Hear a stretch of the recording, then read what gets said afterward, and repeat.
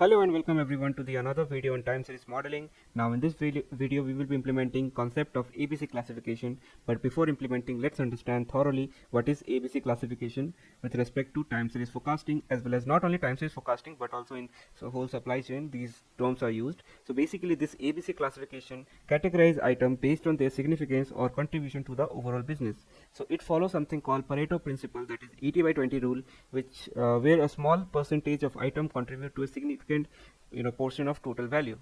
So ABC classification help allocate resource efficiently by focusing more attention to class A item while optimizing effort for class B and class C accordingly in inventory planning, forecasting or management.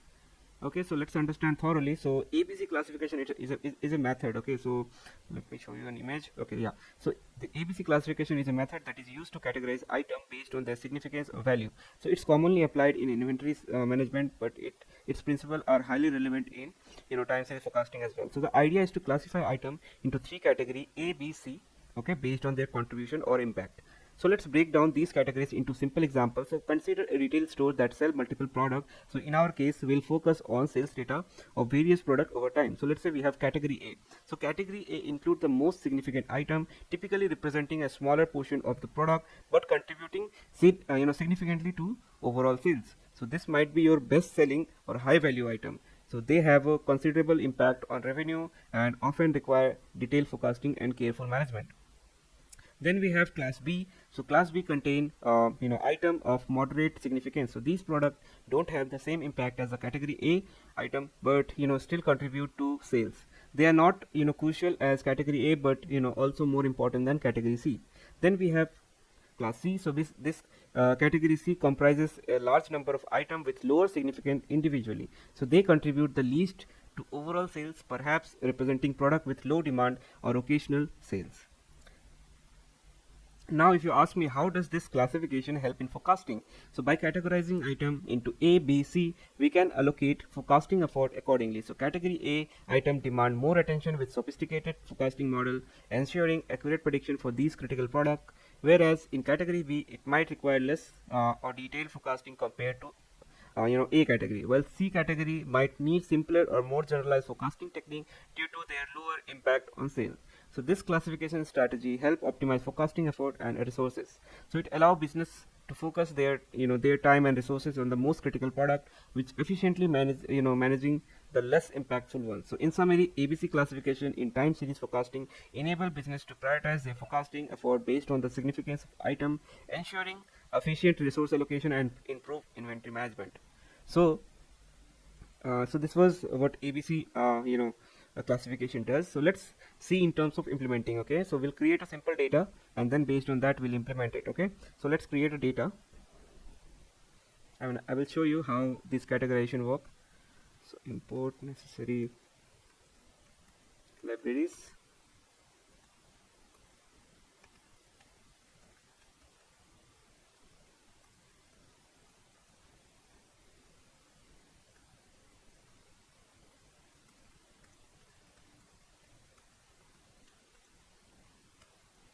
First will be item ID. Okay, let's create a list. 1 2 3 4 5 6 7 8 9 9, let's say 10. Okay, and then let's create a demand for feature. So demand will be, let's say, 400, 150, 800, 20, 50, 120, 750, 30, now anything randomly. Okay, 600. Okay, next we have is value. Okay, so it's like a revenue. Okay, it will be 12,000, let's say, then 3,000, then let's say 24,000, then let's say 500 rupees only, then we have 1,500, 3,600, 18,000, then we have 750, 2250, 15,000. Okay, yeah, that's all. So now let's feed this data into data frame so that it will be easy for us to calculate the rest of the things. Okay, so df equal to pd.data frame. Let's feed the data to this empty data frame. Okay, now let's have a look how our data set look like. Okay, so we have item ID, we have demand, and then we have value also. Okay, so now what we can do is we calculate cumulative value for ABC classification. So let's do that.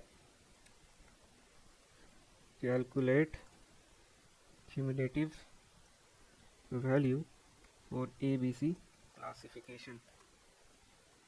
And just remember guys, we do ABC classification for usually 2 years, but you might conduct ABC classification based on short-term data set, like 6 months or 1 year to 2 years, to analyze recent trend and prioritize item based on the recent impact. Okay, so because of recency thing, we do it for recent data frame, not for older data frames. Okay, so just remember this thing. And conversely, you can use a longer historical data set spanning multiple years to capture seasonal variance, overall trends, and item performance over a more extended period. So this broader perspective might reveal a pattern that are not apparent in shorter time frame. Then only you can go for longer time frame, but mostly not more than 2 years. Okay, so that's the thing. Now let's continue.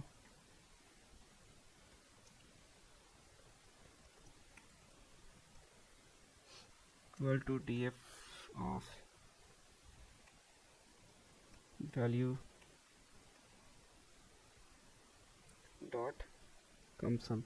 Okay, now let's calculate the percentage of total feature. So df of percentage of total equal to df of cumulative value and divide by df of value. Okay, dot sum, and it will get multiplied with 100 to give us the percentage. Okay, so we are done. Now let's do the ABC classification. Okay, so df of assign ABC classes based on the percentage of total value.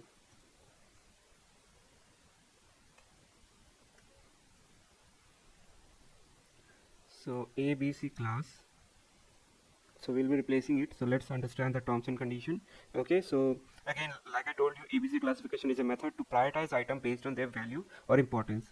I mean, how much impact they are doing. Okay, so in time series forecasting, it's used to allocate forecasting resource efficiently by focusing on most important item, that is A item. So first what we have done is we have done something called, we have sorted the item by value and create a cumulative sum of their value. Okay, and then let's assign the class. So A class will be usually 20% of item that contribute to 80% of total value. Okay, so A will be assigned to that. Then we have B. Okay, B class, so which will be like 30% of item contributing to 15% of total value. Then we have C class, which is basically the remaining 50% of item contributing to 5% of total value. Okay, so it will help us achieve improved forecasting accuracy for high value items, more efficient resource allocation, and enhanced inventory management and demand planning. Okay, so let's assign these values. So we will use something called np.where to replace the value. So we'll check percentage of total. Okay, so percentage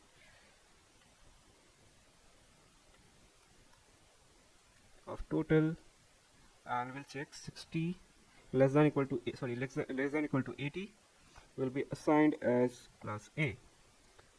Similarly, we'll check np.where df of percentage of total less than equal to 95 as B, else C. Okay, so we are done. So let's run this. Yeah, okay, so we have done the ABC classification. Now let's see the output. Okay, so you can see we have defined the classes. Now let's understand how this assignment happened. So how it has happened is basically you can see here A item has class A has 8 items, so they are like a most important item, accounting for 80% of total value. That is you can see it is around 62,000 600. Okay, out of 80,600. Okay, so that is why they should receive the most attention in terms of forecasting and inventory management. Then we have B value. Okay, B class. So this item contributes to, and it has only one row, as you can see. So it contributes the total value, which is 15,600. If you subtract, you will get that value. So it is around 15,000, you know, out of 80,600. So it can be managed.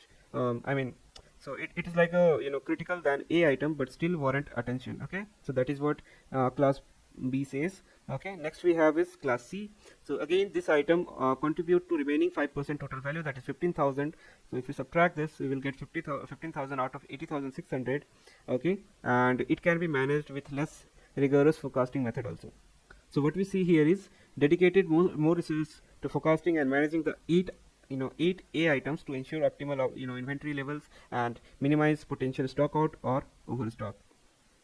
So I mean, this is how you basically go ahead and do it. So additionally, what I will suggest that the demand column provide information about typically demand for each item, which can use for forecasting and inventory management. Then we have cumulative value. So this column highlight the concentration of value among a few item, that is A item. Okay, then the percentage of total column show the relative contribution of each item to the overall value.